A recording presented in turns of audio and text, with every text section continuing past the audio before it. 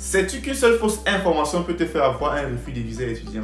Heureusement pour toi que tu es tombé sur cette vidéo. Donc, reste surtout jusqu'à la fin de cette vidéo. Dans nos précédentes vidéos, nous avons vu les motifs 1, 2, 3, 4 de refus de visa étudiant pour la France.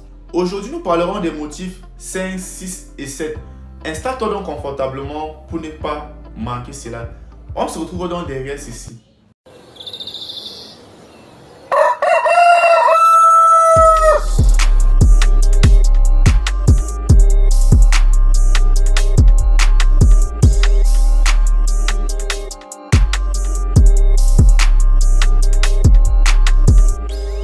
Salut à toi et bienvenue sur World Life Home.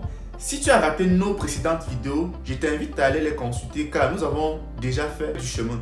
Nous avons eu à voir les motifs de refus 1 à 4 et aujourd'hui nous allons terminer avec les motifs 5, 6 et 7. Si c'est la première fois que tu le découvres, alors prends 2 secondes pour t'abonner et surtout activer la cloche pour ne manquer aucune de nos vidéos. Alors trêve de bavardage, on commence. Motif 5. Les informations communiquées pour justifier les conditions de séjour sont incomplètes ou ne sont pas fiables. C'est le motif le plus fréquent dans les motifs de refus de visa étudiant pour la France. Cela signifie que les informations ou les documents que tu as fournis ne sont pas complets ou paraissent douteux. Ça peut concerner des documents financiers douteux, des incohérences dans ton dossier ou la non-production de certaines pièces justificatives.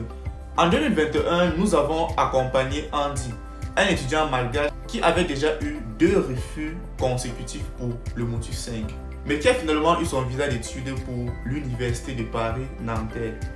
Je t'ai mis en description le lien vers son article pour comprendre son histoire. Pour donc éviter le motif 5, assure-toi que tous tes documents soient complets, cohérents et vérifiables.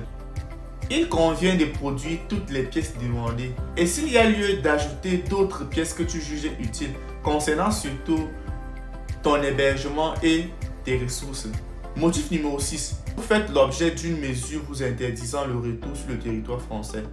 C'est un motif rare et ceci ne concerne que les étudiants qui ont déjà eu à séjourner en France et qui font l'objet d'une décision administrative d'interdiction de retour sur le territoire français.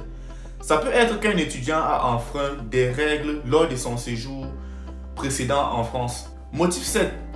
Vous présentez un risque de menace pour l'ordre public, la sécurité publique, la santé publique. Cette situation peut arriver lorsque le consulat pense que l'étudiant pourrait être un danger pour l'ordre public ou bien la santé publique.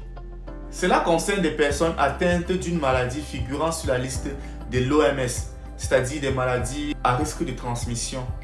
Il ne s'agit pas de refuser un visa étudiant à un handicapé, ce qui serait comme de la discrimination, non. Mais de prévenir un risque clair pour la santé publique.